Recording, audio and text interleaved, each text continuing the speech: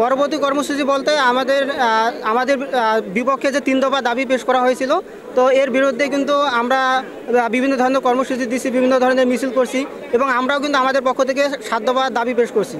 তো এটার পক্ষ থেকে কিন্তু একটা কমিটি গঠন করা হয়েছে। তো এই কমিটি থেকে আমাদের পক্ষে যদি রেজাল্ট আসে তাহলে আমরা সন্তুষ্ট থাকবো, কিন্তু আমাদের বিরুদ্ধে যদি কোনো রেজাল্ট আসে তো তখন আমরা কেন্দ্রীয় পর্যায় থেকে সারা বাংলাদেশ কর্মসূচি দিয়ে আমরা কর্মসূচি পালন করবো।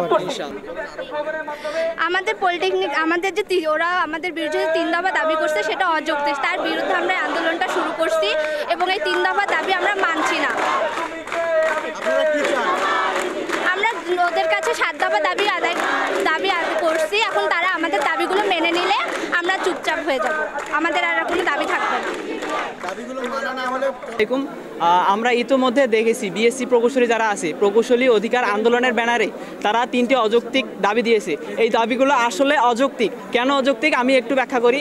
শুরুতে তারা বলে যে ডিপ্লোমা ইঞ্জিনিয়াররা নামের শুরুতে ইঞ্জিনিয়ার লিখতে পারবে না, কিন্তু আমাদের যে কোর্সটা আছে ডিপ্লোমা ইন ইঞ্জিনিয়ারিং এবং আমরা যে 10ম গ্রেডে যে জবটা করি সেই জবটা হচ্ছে সাব অ্যাসিস্ট্যান্ট ইঞ্জিনিয়ার পদ। তাহলে যদি আমাদের পদটার নামই ইঞ্জিনিয়ার হয় তাহলে আমরা নামের শুরুতে কেন ইঞ্জিনিয়ার লিখতে পারবো না?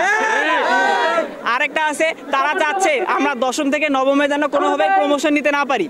আমাদের এইটা প্রশ্ন, কেউ কি কোনোদিন প্রমোশন ছাড়া থাকতে পারে? না।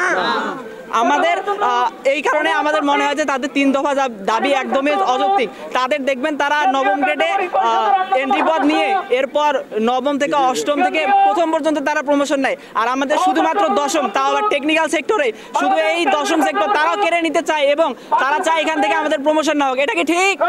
কারণ একটাই, বিএসসি যারা প্রকৌশলী আছে তারা আমাদের বিরুদ্ধে বিভিন্ন অপ্রীতিকর কথা বলে, তারপরে বিভিন্ন গুজব ছড়ায়, আমাদেরকে টেকনিশিয়ান বলে, যেখানে বিএনবিসি কোডে বলা আছে যে যারা ডিপ্লোমা ইঞ্জিনিয়ারিং করবে আর আইবি থেকে যারা সদস্যপদ পাবে তারা সবাই ডিপ্লোমা ইঞ্জিনিয়ার, অথচ তারা আমাদেরকে টেকনিশিয়ান বলে। এটা আমাদের বিরুদ্ধে অপপ্রচার।